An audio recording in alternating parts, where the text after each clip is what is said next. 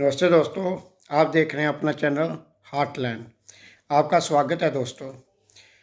दोस्तों, everything comes from a source. जो भी चीज़ हम देखते हैं वो कहीं ना कहीं किसी सोर्स से आती है। पानी सागरों से आता है और हम जो हवा लेते हैं वो एटमॉस्फेयर से हमें मिलती है, और जो खाना खाते हैं वो किसान उगाते हैं तो खेतों से आता है।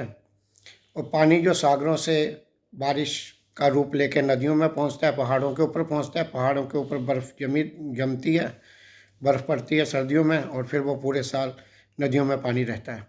तो everything comes from a source.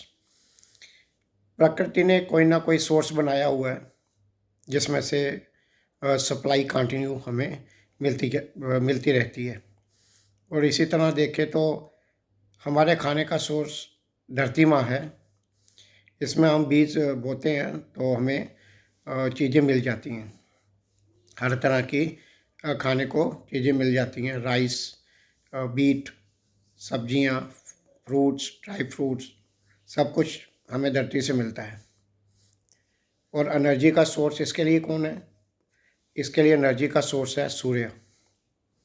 तो हम जब देखते हैं, एक बात है कि जब तक हमारे शरीर का सारा खून सागर में नहीं पहुंच जाता और मिट्टी धरती में नहीं मिल जाती, तब तक हमें नहीं पता चलेगा कि हम ये नहीं थे, हम ये नहीं हैं।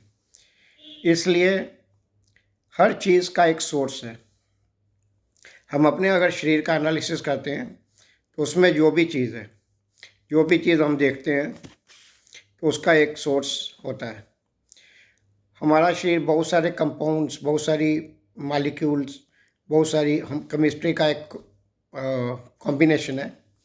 तो ये जो चीज़ें हैं सारी कहीं ना कहीं से आई हैं। जितने भी तरह के विटामिन्स, जो भी अभी तक स्टडी है, फूड में जितनी भी तरह की चीज़ें होती हैं, फिर वो हमारे शरीर को संचालित करती हैं, वो सारी की सारी हमें धरती से मिलती हैं।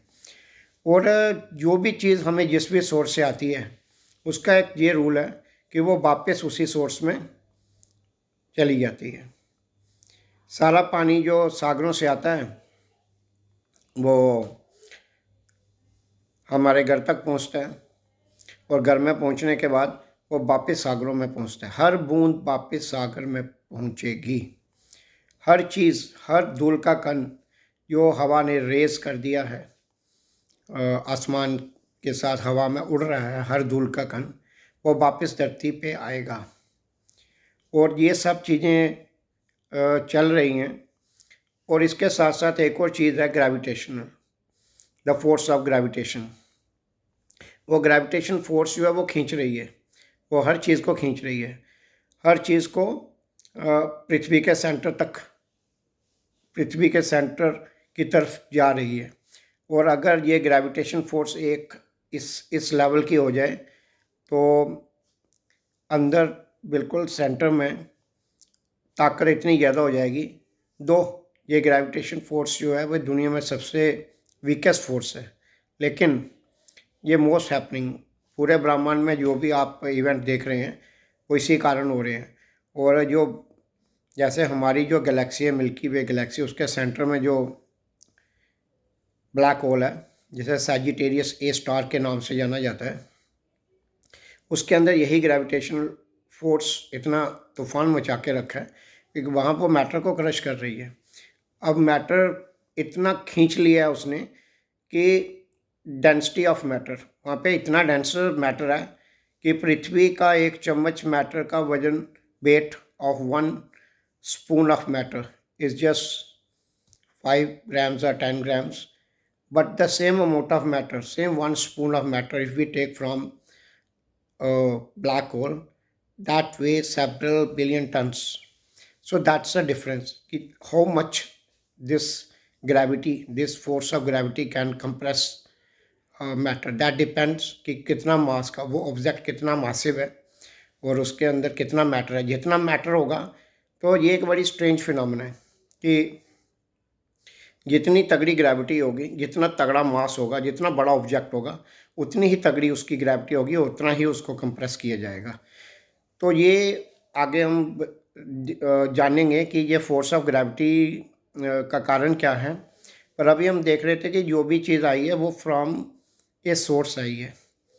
अब अगर ह्यूमन बॉडी या एक ट्री या दुनिया में हम जितनी भी चीज़ें देखते हैं वो दो तरह की होती हैं। एक होती है लिविंग थिंग्स और दूसरी होती है नॉन लिविंग थिंग। ये दोनों ही केमिकल केमिस्ट्री का प्रोडक्ट है। दोनों ही केमिस्ट्री के प्रोडक्ट हैं देखे जाने में, क्योंकि ये सारे ही उन एलिमेंट्स उन कंपाउंड से बने हैं जो हमारे पीरियोडिक टेबल में हैं। और उनके ट्रेस, कोई एलिमेंट चाहे कितने ही ट्रेस में हो, बहुत स्मॉल क्वांटिटी में, बट वो इस चीज़ का हिस्सा ज़रूर है, कहीं ना कहीं उसका रोल है। शायद उसने सिर्फ कॉर्निया का ही निर्माण क्यों ना किया हो, या हमारे किसी और अंग का, हमारे बालों का ही निर्माण क्यों ना हो किया हो किसी ने, बट रोल है, हर एलिमेंट का इसमें रोल है। अब ये सारे जो एलिमेंट हैं ये वापस इनका दे कम टू दे, अभी वो मिले हुए हैं, उन्होंने एक बॉडी फॉर्म की हुई है, वो वापस कहाँ जाएंगे? वापस they go back to the source from there we, जहाँ से ये आए हुए हैं।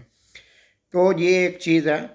अब हमारी बॉडी का, अब ये खींचने के लिए बॉडी, अब ये भी हमें पता चल गया है because of the Einstein's E=mc², कि ये सारी चीज़ें, जो सारी केमिकल चीज़ें हैं, जो केमिस्ट्री है जिससे ये बॉडीज़ बनी हुई हैं, ट्री की बॉडी बनी है या ह्यूमन बॉडी बनी है या किसी चूहे की बॉडी बनी है, ये सब जो है ये एनर्जीज हैं, ये मासेस हैं। And because masses, all masses are energy.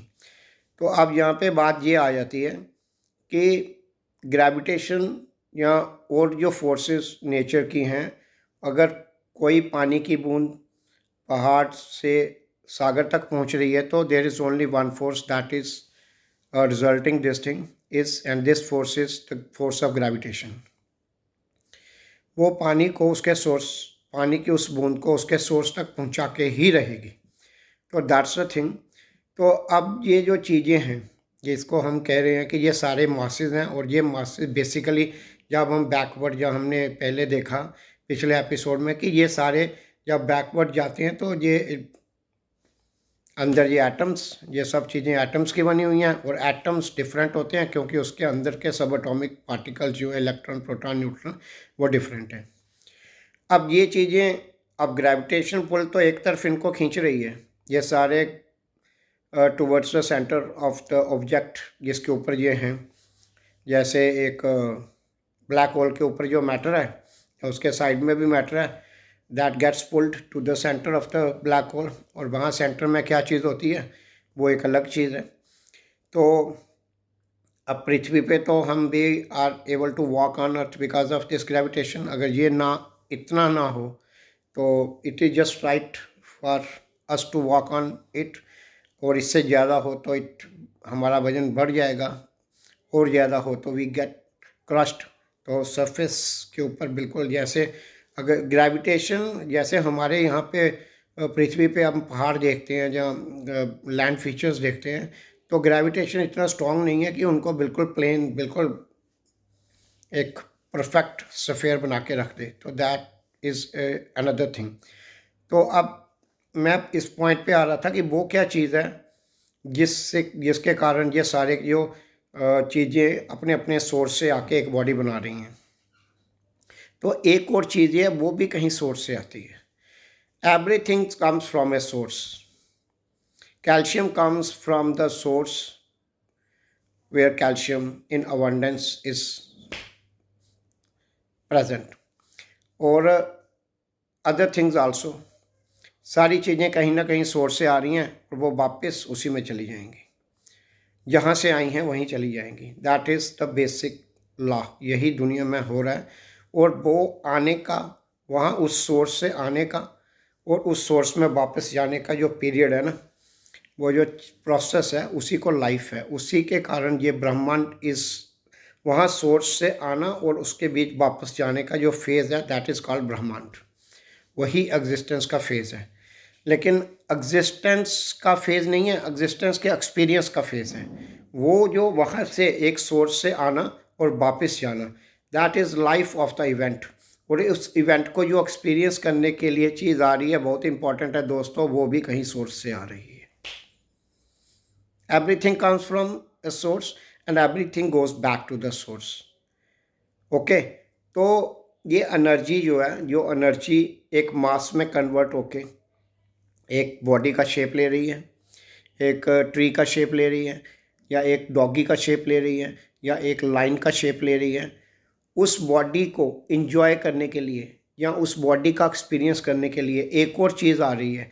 इस बॉडी में सारी चीज़ें जो आई वो कहीं सोर्स से आई, और जो जिसके कारण ये सोर्स में आई वो भी कहीं सोर्स से आया, और वो जो आई, वो जो इसको एक्सपीरियंस करने के लिए आई है, वो है एग्जिस्टेंस। दोस्तों, इस एपिसोड में इतना ही, आगे इसके ऊपर और बातचीत करेंगे। धन्यवाद। भारत माता की जय।